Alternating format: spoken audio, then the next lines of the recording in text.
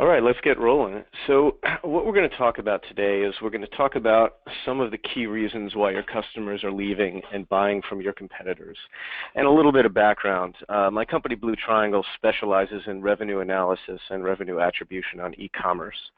And we've tracked billions, with a B, of user interactions on websites just like yours. And we're able to discern very specifically what's impacting user experience, how these issues are impacting things, and specifically how to correct it. And we're going to walk through that today. So my goal is, by the time you leave this next 22 minutes, you're going to have some very concrete things that you can do to impact revenue on your site, even as near term as the peak holiday season that's coming up. And we are specifically able to monetize that as well, which means not only are we going to be able to tell you how to fix it and what the challenge is, but very specifically, how much money you're going to gain by making these changes. So during the presentation, if you have any questions, please send them to Josh Carter via the chat window, and we'll address them, some in real time and some towards the end of the discussion today. And this is what we're going to go over. So we're going to talk about, what's causing customers to leave your website and go spend money on your competitors and how to fix it. We're going to talk about some branding metrics that you may have been ignoring lately, and some of them are fairly new metrics that we've begun to measure over the last few years in the industry. And then finally, some rules that you can put in place to make sure that as you move forward, we're building web pages and web properties and user experiences that maximize revenue for the company. And when we talked about taking these billions and billions of measurements, these are all sizes of companies. They are market leaders like Microsoft and Kohl's and Marriott. And they're smaller companies like the Billabongs or Tiger Lilies of the world and hundreds of others that are tiny and you may not have heard about before. But we've seen this all over the map in lots of different vertical markets. And we've seen these issues proliferate across these markets. And we've seen the fixes also proliferate across the markets and help with revenue and user experience. So let's talk about some metrics and why this is occurring today. And some of these metrics you have seen before, and some are going to be new to you as well. But here's one, and you've likely seen this, that 79% of shoppers, according to a 2015 Kissmetrics study, who are dissatisfied with a website are less likely to buy from that website again. And Akamai, the world's largest CDN, has studied over and over and found that a 1-second delay in page response time can result in a 7% reduction in conversions, and conversely 7 to 12% in revenue. And that's a pretty significant impact.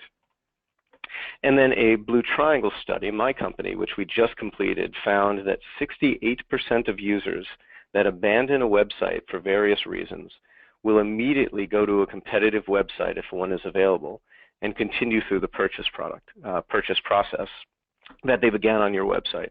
Which means what we're doing is we're taking all of the marketing efforts that you've put in and all of the marketing successes that your organization has put in, and we are now giving those to our competitors. And we'll talk specifically on how to fix that. And here's another study which I found about a day ago as I was digging through. And this is a very interesting one. This organization, Singlestone, did a performance test on websites. They took 1,000 users and they put them in front of 3 different websites. One of them had been artificially slowed by 1 second, one by 2 seconds, and one by 4 seconds. And they asked them to go through a purchase process. And then they asked some very what would be considered unrelated questions following that study. And it was based upon your purchase process, which was identical other than performance across all 3 websites. How would you rate the company in 3 areas? Quality, trustworthiness, and customer service. And we found that performance, and in many cases it's related to things like third-party tags that we as marketers and e-commerce organizations insist on putting on the site, made a difference in how customers viewed the quality of the organization, the trustworthy, and customer service based on nothing but how quickly they were able to go through their procurement process or purchase process. And that's frictionless procurement, making it just easy for them to go through the process. Some of it is aesthetics, and some of it is performance. And this is now exacerbated. You know, back in the old days, and this happened to me just a week ago. I was shopping at a local grocery store, and they had two checkout lines open, and there were probably 25 people in each line.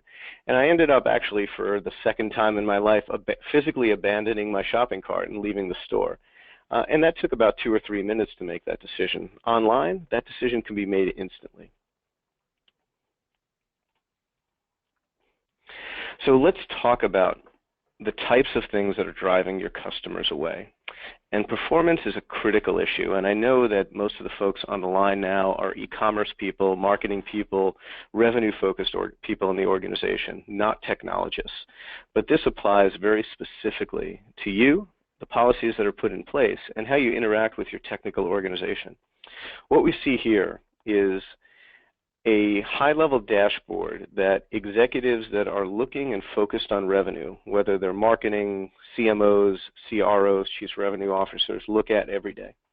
On the left-hand side, you see specific pages on your website by name. So you've got product detail pages, checkout process, home pages, etc. And next to those, you see your optimal load times for those pages. How quickly should those pages load to get the most number of customers to have a good user experience and finally convert to revenue? Next to that is the number of customers that are receiving slower response time or poorer performance than that.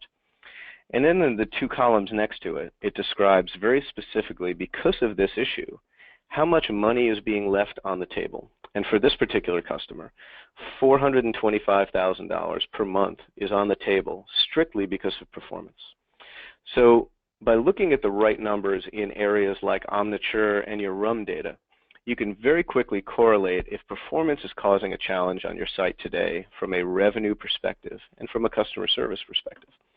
And then you can address those very quickly. And these are addressable in ways that we as business folks on the phone and not part of the technical organization can impact very, very quickly.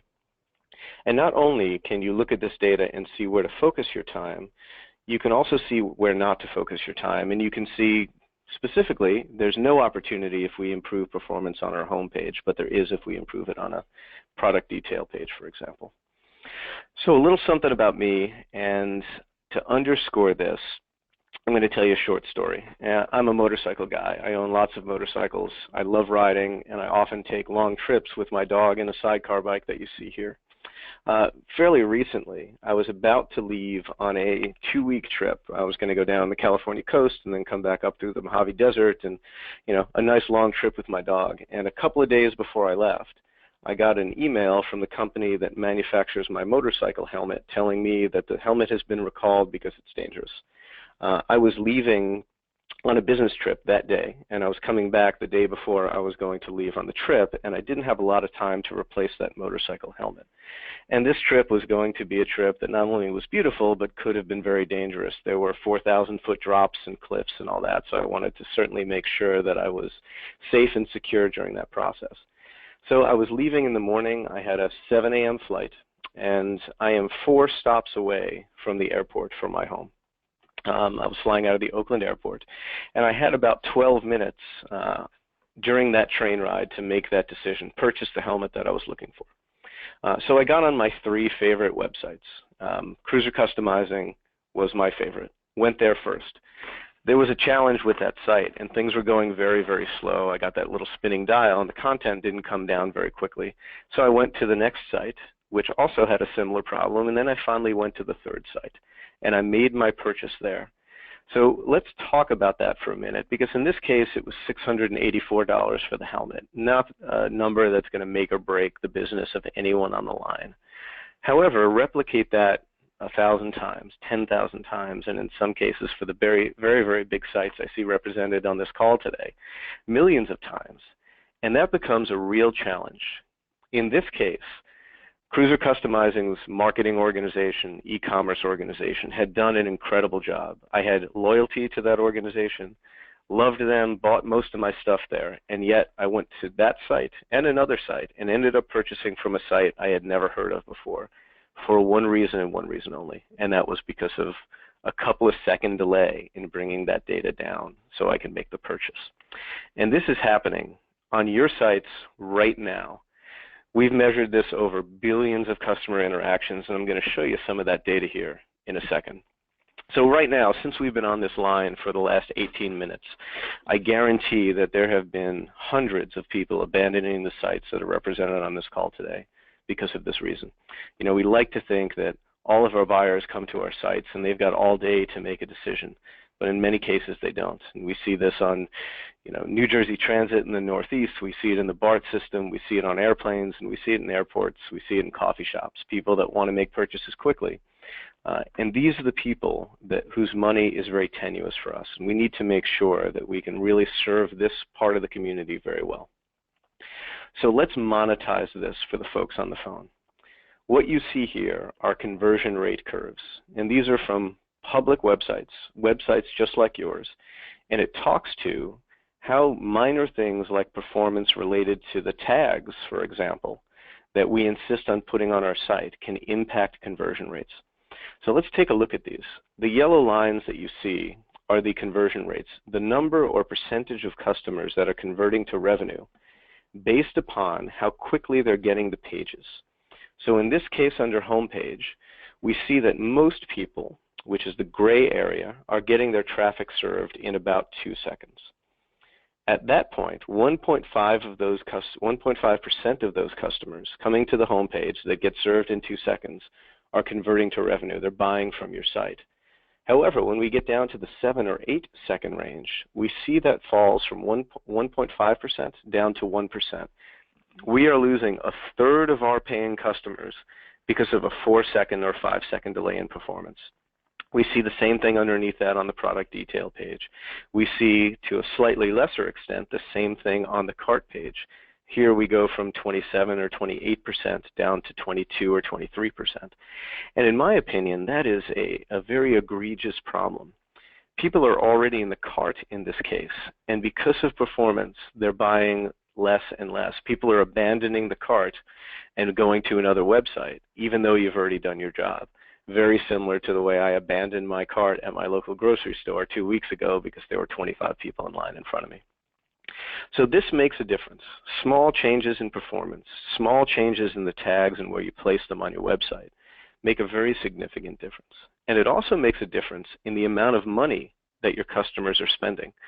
So for that homepage that we saw earlier, customers that are getting served between 1 and 1.5 seconds are spending an average of $45 on the website. As soon as we get down to 3 seconds, they lose almost 50% of that revenue. Same thing with the product detail page, same thing with the cart page. So not only is these minor performance issues impacting how many or what percentage of your customers convert, but how much money they're spending on your site. So let's talk about one more metric that's very important related to this. And we're looking at performance rate curves here that have a very unique property. At the end of these curves, we see a bump. And those bumps represent people that have been on your site for a while that should have abandoned your site and haven't.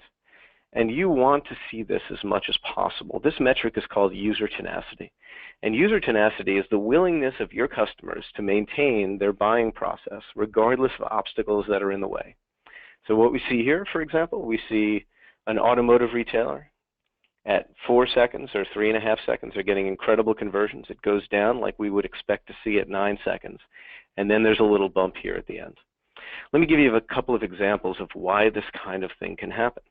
It happens because of brand loyalty or brand equity. It happens because of loyalty programs. It happens because of trust in your organization. It happens because of unique products that you might sell. That automotive retailer, this is a company here in Northern California that sells parts, and they are manufacturers of parts for diesel vehicles. And they have a specific part that is very unique to them. They're the only one that makes it.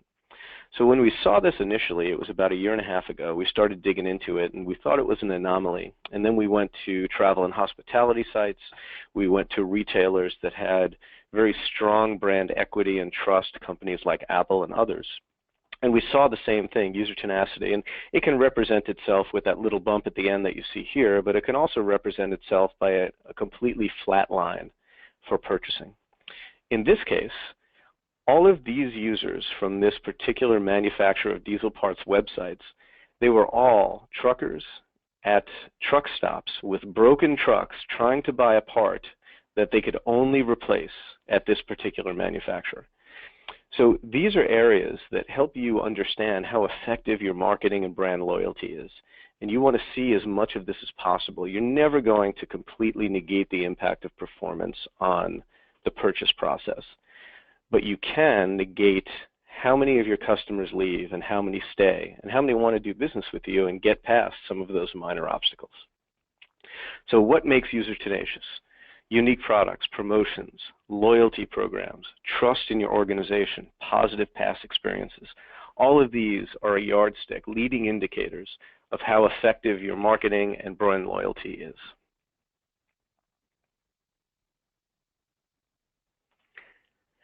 All right, so now that we've talked about all these challenges, Alan, how do we fix this? How do we go about the process of negating what some of these things are doing to our revenue stream from a negative perspective and not send these customers to our partners? Performance in isolation is often the challenge. And we've seen companies like Microsoft, like Marriott, like Kohl's increase revenue by 20 to 40%. And I know that's a gigantic number. You know, with Microsoft, that was a plus billion-dollar site. You know, we're talking hundreds of millions of dollars. With Marriott, they were able to decrease vacancy rates by 12% simply by addressing this issue. And you'll be able to do the same. So the challenge is that your development organization is extremely good at understanding how to get your content, the content that we as marketers and e-commerce folks know need to be on the site to get down to our customers to impact the buying process. Everyone is extremely good at that. But what it causes is it causes a phenomenon called performance in isolation. How quickly can I get this one piece of content, this one object, this one tag out from the edge or out from our servers to my customer? That is one small part of the equation.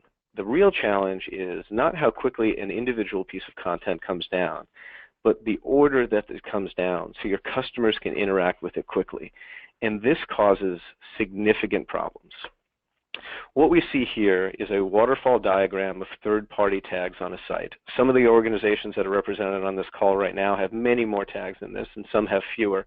But for the non-technical folks, I'm going to explain the milestones and why this is important. In the page load process, there are three things that you want to keep your eye on, the three things that are important to your customer and user experience. The first two are represented by this blue and yellow line. These are called the DOM interactive and DOM complete or content loaded. At this point, your customer feels like they have a user experience. There are dialog boxes on the page that they can interact with. They can hit the Buy It Now button. They can hit the Add to Cart button. And then all the way here on the right, you see a red line, and that is content. That is the onload event. That's when most of the content is on the page. The page is fully visually complete, and your customers can completely interact. The DOM interactive and DOM content loaded are very important. You want as few third-party tags loading before that, and you want as much of your content loading before that as possible. And this is an example of a very well-built page. This happens to be a brick-and-mortar retailer, which we would have expected would not do a great job at building pages. But as we can see, there are very few third-party tags before the DOM content loaded and DOM interactive. And they're all happening after that. That means the customers are getting important and critical content related to the buying process and your brand equity first, and then all of these other third-party tags are there. And you probably recognize many of these third-party tags. We've got Facebook.com and Facebook.net. We've got Google Analytics. We've got GStatic. You'll see things like Bazaarvoice here and others. So when you see a well-built page, there is no barrier between you and your customer and the purchase process they want to complete. However, keep this visual in your mind, and this is an example of a page that is not so well built. 90% of organizations build pages like this, where the marketing organization is constantly making sure that all that third-party content, those third-party tags, the tracking information that you need is on the page, and they send that to the development organization. And the development organization, in most cases, because they are used to performance in isolation, front loads all of that. So what we see is Facebook loading before your Buy It Now button, or Pinterest loading before the image of the product that your customer wants to see comes down. This has significant impact on whether your customers buy and how they buy, and most importantly, who they buy from. So let's talk about how this impacts things and why it impacts things. Pinterest, for example. Why does Pinterest need to be loaded before your Buy It Now button, as an example? Monetate, Facebook.com. These are all very critical areas of your website and pieces of content that you need there, but they don't need to be as early in the page as they are. And here's why. For this particular customer, Pinterest was loading before the product image on the home page. It was loading before the Buy It Now button. That's the equivalent of walking into a grocery store, and the first thing you see, blocking the view of everything else, is a Facebook banner. And then you walk past that Facebook banner, and then you see an Instagram banner, and then you finally get to see the groceries that you want to buy. That's how pages are being built today. And you can very, very quickly and easily impact that by giving your development organization the right direction in order to be able to do that. For this customer, when they simply moved the Pinterest tag from where it was to after the DOM interactive, revenue on their website went up by $3,600 per hour. And that was an instant transformation. So unlike many things that you do on your websites, you kind of change the aesthetics and then you wait to see what happens. This is an instant improvement. Your customers don't have a memory of where that Pinterest tag was last time or where Facebook was last time. So it immediately impacts their behavior. And this is exactly the difference. So what we see here is the before and after conversion rate curves of moving Pinterest and several other of these third-party tags. We went from the same web page to a couple of days apart. We went from a 1.5% conversion rate to a 2% conversion rate, simply by telling the development organization, hey, let's move these specific tags out to later in the page. A very easy process, and if they are using something like a tag manager, it becomes a 5-minute process. And then as we move forward, we can talk about important things like tag governance. How do we say, hey, what's the process of adding tags to the website? Because we make 3 assumptions. The first is that tags are harmless. It doesn't matter how many of these we have on the page. That's absolutely untrue. I can't afford to miss anyone ever. All of my campaigns have to have tags related with them, and we need to be able to track all of that. And that may be the case, but where we load them is incredibly important. We are just about to publish a tag governance document, which takes into account, the thousands and millions of transactions that we have monitored and monetized. And that will help you help your development organization understand how to build these pages in a way that's perfectly effective.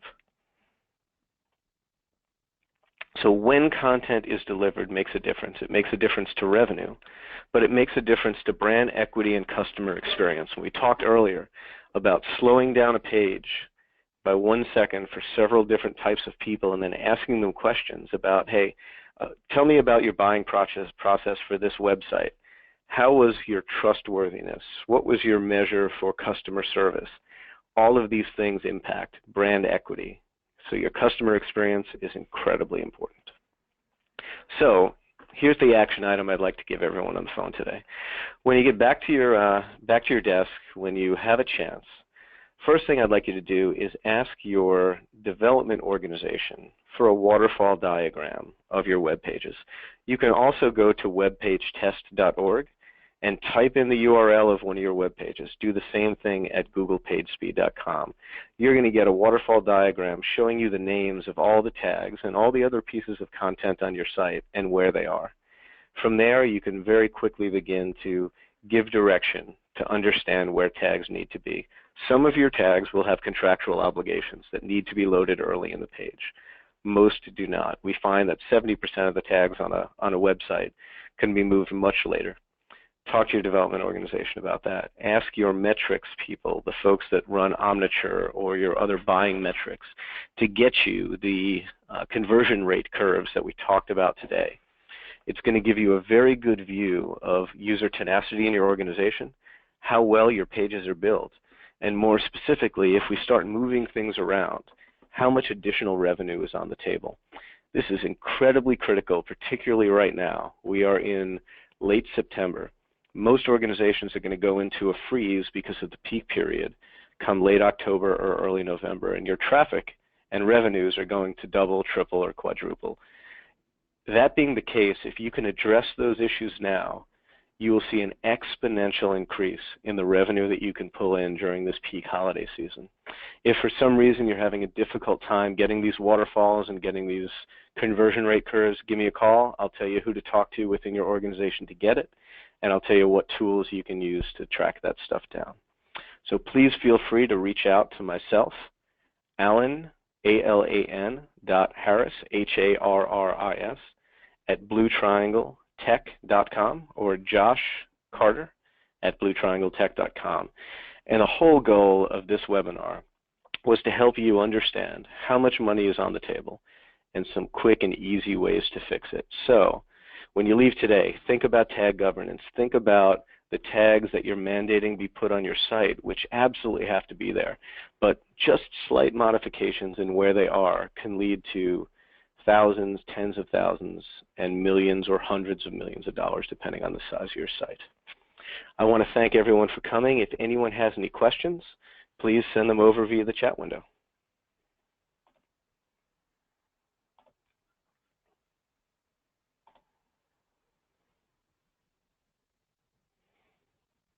All right, so the first question was they'd like me to repeat the URLs to go to.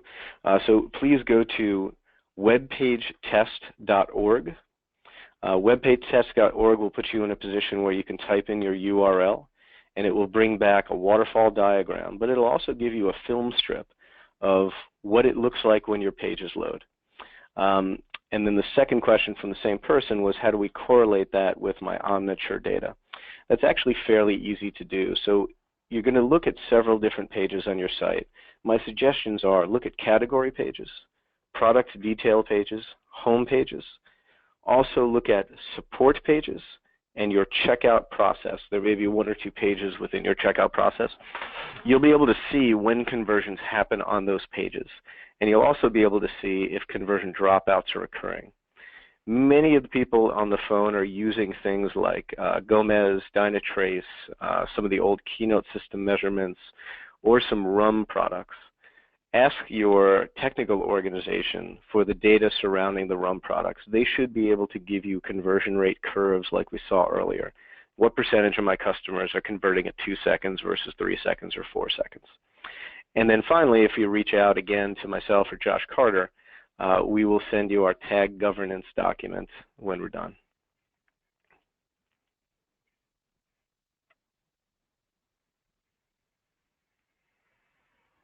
All right, I want to thank everyone for joining. I don't see any more questions. Appreciate everyone's time today. Best of luck in the holiday season, and feel free to reach out if you have any questions.